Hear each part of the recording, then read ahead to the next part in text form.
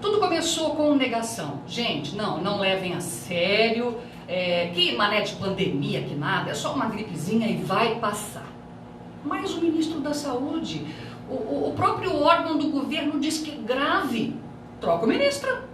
Mas o outro ministro continua dizendo a mesma coisa. Troca de novo. Realmente temos que encarar também, né? Que se não houvesse a volta do comércio, o país iria à falência em tempo recorde. E num efeito avalanche, vários setores seriam afetados, como desemprego, violência, outras mortes por conta disso ou não, desestabilização, enfim, do jeito que estava, realmente não dava para continuar. Era preciso um plano B e um C também. Porém, o brasileiro não está habituado a cumprir regras e, aproveitando essa divisão de opiniões sobre saúde e economia, acabam meio que fazendo o que querem, como se tivesse uma autorização e concessão por parte do próprio governo. Se não dava para continuar do jeito que estava por conta da situação financeira, muito menos para ficar como está hoje, com o povo enfiando o pé na jaca e voltando ao que era antes, sem nenhum tipo de preocupação. Os governos estaduais e municipais tiveram a liberdade, de acordo com suas realidades, números de casos, de mortos e de sua capacidade de atendimento hospitalar, se adequar. Outras regras menos duras foram impostas e todos juraram seguir se o comércio abrisse de vez. Mas, eis que não cumpriram. Já se fala até em voltar ao isolamento mais severo. Se não bastasse tudo isso, o governo agora começa a maquiar os números de casos e mortes pela doença, segundo levantamentos. Aproveitando que muitos prefeitos e governadores pisaram na bola, alegando morte por Covid até de quem tinha câncer terminal ou morreu de acidente para receber mais dinheiro, o governo passou a não divulgar mais os números oficiais em seu site. Numa clara guerra com a Rede Globo, chamada de TV funerária, o governo mudou tudo. Aí nem dá para alegar que a Globo estava criando fatos, pois a emissora ela apenas divulgava números do próprio governo.